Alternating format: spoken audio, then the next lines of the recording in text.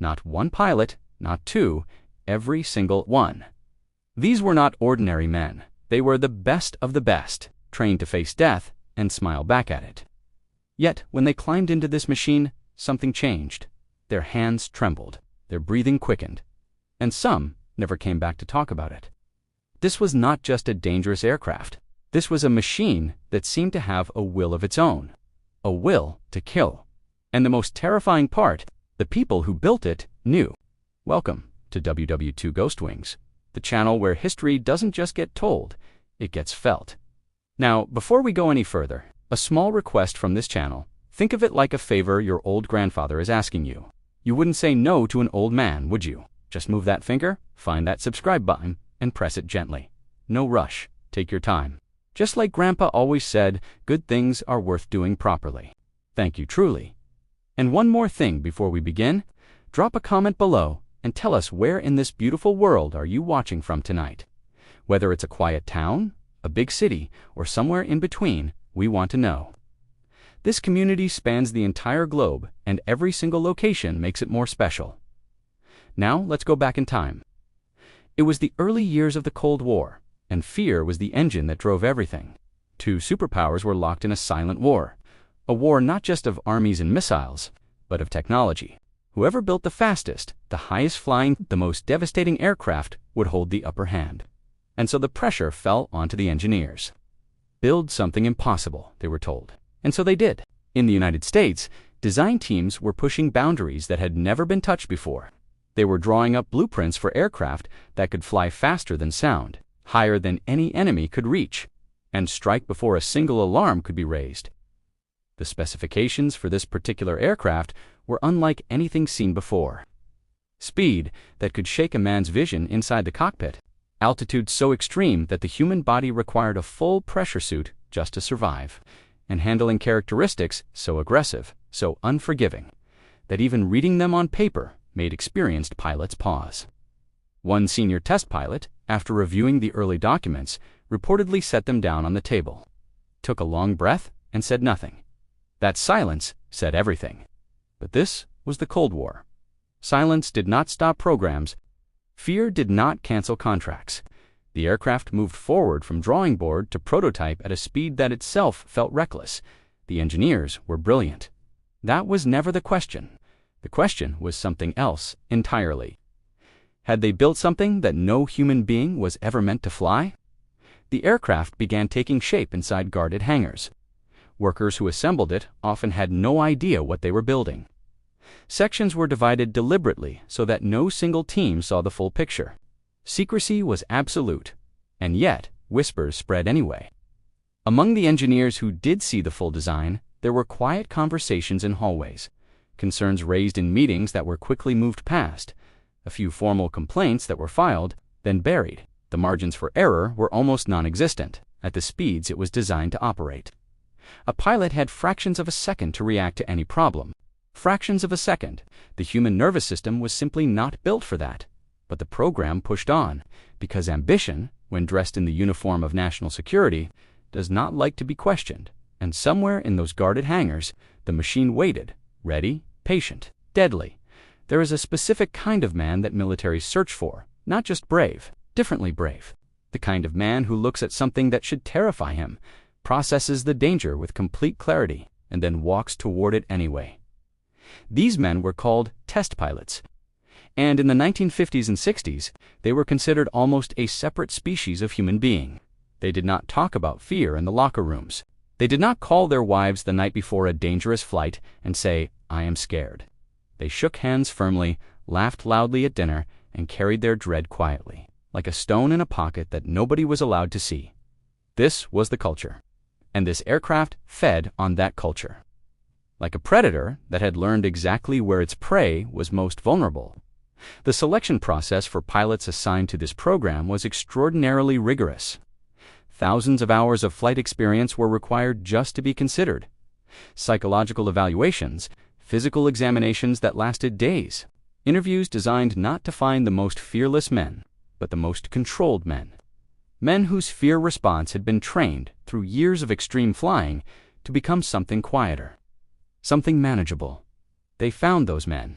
And then they handed them the keys to something that even controlled fear could not fully prepare them for. The first pilots who flew it came back changed, not dramatically, not in ways that were easy to see from the outside. But those who knew them closely noticed small things, a quietness that hadn't been there before, a habit of staring slightly longer than necessary at the horizon. One pilot's wife later recalled that after his first flight in the aircraft, he sat at the kitchen table for almost an hour without speaking. When she finally asked him what was wrong, he smiled, said everything was fine, and never discussed that flight again. For the rest of his life, inside the cockpit, the experience was unlike anything these men had encountered before. The aircraft did not fly the way aircraft were supposed to fly. At high speeds, the controls became almost supernatural in their sensitivity. The smallest input, the lightest touch of a hand, could send the machine into a sequence of movements that happened faster than conscious thought could process. Pilots described a feeling of being behind the aircraft, not flying it, chasing it. It was as if the machine had its own intentions, and the pilot sitting inside was simply a passenger along for a ride that the aircraft had already decided to take. At certain altitudes and speeds, the cockpit environment itself became hostile. Vibrations that rattled a man's teeth, G-forces that compressed the spine and blurred vision at the edges, temperatures that swung violently from burning heat to bone-deep cold within the same flight. The human body was enduring things it was never designed to endure. And yet, they kept flying it, because there was something else inside that cockpit too, something that existed alongside the terror. A feeling that pilots struggled to explain in official debriefs, but occasionally admitted to each other in quieter moments. Exhilaration, the aircraft, for all its violence, was also extraordinary. At full power, at maximum altitude, there was a brief window where everything aligned, where the machine and the man reached a kind of brutal harmony, and in that window, the view from the cockpit was unlike anything on Earth. The curve of the planet visible at the edges, the sky above turning from blue to a deep, haunting black. Complete silence outside the canopy.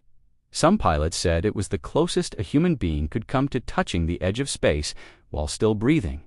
And that feeling, that impossible, terrifying, breathtaking feeling, was precisely why they kept coming back, even when the accidents began, even when the whispers grew louder, even when the names of colleagues started appearing in classified reports marked with the coldest, most final word in aviation.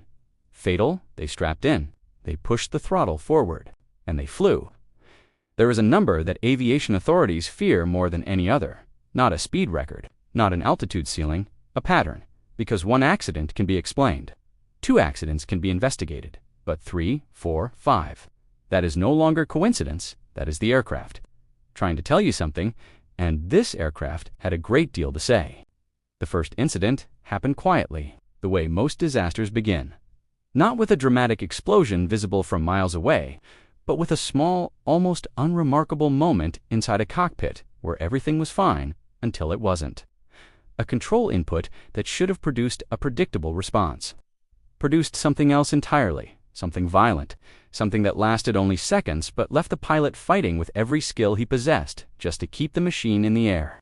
He landed, he filed his report. The report was reviewed. Adjustments were discussed, and the program continued. The second incident was harder to quietly absorb. This time, the aircraft did not return. What investigators eventually pieced together from radar data, from the partial wreckage scattered across a wide search area, from the final fragmented radio transmissions, painted a picture that disturbed everyone in the room who understood what they were looking at. The pilot had done nothing wrong. Every procedure followed correctly, every response exactly by the training manual. The aircraft had simply decided differently. At the speed and altitude involved, there was no time for a second attempt, no time for correction, no time for anything except the terrible, instantaneous realization of what was happening, and then silence on the radio frequency. Behind closed doors, the conversations changed tone. Engineers who had previously defended the design with confidence now spoke more carefully. Words were chosen with the particular caution of people who understood that what they said in these rooms might one day be read in an inquiry. One internal document, declassified decades later, contained a sentence that still makes aviation historians stop when they read it. It said in the flat, emotionless language of official reporting The aircraft's behavior in this flight envelope exceeds the reliable management capacity of the human pilot. Read that again. Exceeds the reliable management capacity of the human pilot. They were not saying the pilots were insufficiently trained. They were not saying procedures had been ignored. They were saying something far more significant, that at certain points in its operating range, this aircraft was simply beyond human control. And they had known this was a possibility before the first pilot ever climbed inside. The incidents continued accumulating, each one slightly different in its details, each one disturbingly similar in its outcome. A pattern was forming that no amount of careful language in classified reports could fully obscure. Pilots within the program began developing what colleagues quietly referred to as the hesitation. It was visible only to those who knew what to look for. A fraction of a second longer standing at the base of the boarding ladder before climbing up. A stillness in the eyes during pre-flight briefings that hadn't been there 6 months earlier. One instructor pilot, a man with over 3,000 flight hours and a reputation for absolute composure, was observed sitting alone in his car in the parking lot for 40 minutes before a scheduled flight. He eventually climbed out, walked to the aircraft, and flew, because that was what they did. But something had shifted underneath the surface of this program, something that no official document captured, no debrief recorded, no classified report acknowledged. The pilots were afraid. Not the manageable, controlled fear that had been trained into them over years. Something older than training, something instinctive, something that lived in the part of the human brain that existed long before flight was even imaginable. The part that recognizes, without needing to be told, that certain things were not built for survival. And still, the program refused to stop, because stopping meant admitting something that the institution was not yet prepared to say out loud. That in their ambition, in their urgency, in their absolute certainty that technology could outpace human limitation, they had built something that should never have been built. Not yet, not like this, not at the cost of these men.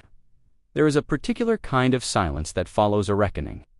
Not the silence of peace, not the silence of resolution, but the silence of an institution. Finally, running out of ways to explain itself, that silence arrived. And when it did, everything changed. The breaking point did not come dramatically. It did not arrive as a single catastrophic moment that forced every hand simultaneously. It came the way most true reckonings come. Slowly, then, all at once. A senior engineer submitted a report that this time could not be quietly reassigned to a bottom drawer. The accumulated data was too substantial. The pattern too undeniable. The number of names in those classified incident reports too long to be dismissed as individual failures of individual men. An internal review was ordered, and for the first time since this aircraft's program began, the people asking the questions were not the same people who had approved the answers. What that review uncovered changed aviation permanently, not just for this aircraft. For every aircraft that would ever be built afterward. The investigators found something that the engineers had understood theoretically, but had never fully respected in practice. The human being sitting inside the cockpit was not simply an operator of the machine. The human being was part of the machine. Their reaction time, their psychological state, their physical limitations under extreme stress, their capacity to process information when fear flooded the nervous system. All of it was engineering data, data that had been almost completely ignored during this aircraft's design process. The cockpit had been built around performance specifications. Nobody had seriously built it around the person. The changes that followed were sweeping. Ejection system technology was completely redesigned. Previous ejection seats had been afterthoughts. Crude mechanical solutions bolted into aircraft primarily designed around everything else. After this program's reckoning, ejection systems became a central engineering priority. The advances made in those years saved thousands of lives in the decades that followed. In conflicts and test programs across the entire world, pressure suit technology was revolutionized. The suits pilots wore into extreme altitude environments were redesigned from fundamental principles, incorporating everything learned from the physiological data collected from the men who had flown this aircraft and survived. Cockpit human factors became a formal engineering discipline. This sounds unremarkable today, because today it is simply assumed that aircraft design must account for human psychology and human physical limitation. But before this reckoning, it was not assumed at all. It was an afterthought at best, an inconvenience at worst. This aircraft's terrible legacy forced it into the center of the conversation and kept it there. The psychological screening programs for military pilots were also transformed fundamentally. The old model had searched for men who did not show fear. The new model understood something far more sophisticated: that the most dangerous pilot was not the one who felt fear, but the one who had been trained to never acknowledge it. Because unacknowledged fear does not disappear. It hides, it waits, and in a cockpit, at 3 times the speed of sound, at the edge of the atmosphere, the new screening programs looked for emotional honesty, for the capacity to recognize one's own limits and communicate them without shame. It was a profound cultural shift inside institutions that had spent decades building the opposite culture entirely. And what of the aircraft itself? The machine that had started everything. It was eventually retired. Not with ceremony, not with the kind of proud send-off given to aircraft that had served their purpose cleanly and honorably. It was retired quietly, the way things are retired when the people responsible are not entirely sure whether to feel proud or ashamed, perhaps both. Decades later, aviation historians examining this program arrived at a conclusion that carries a weight worth sitting with. This aircraft, in all its violence, in all its institutional arrogance, in all the lives it consumed and the fear it planted in the chests of the finest pilots ever trained, had ultimately saved more lives through its failures than it ever could have saved through its missions. Every modern ejection seat, every pressure suit, every human factors protocol, every psychological screening program that catches a pilot before the cockpit catches him instead carries inside it, quietly, invisibly, the fingerprints of this aircraft, the fingerprints of the men who flew it, and the fingerprints of the men who didn't come back. Fear, it turns out, is not the opposite of progress. Sometimes it is the price of it.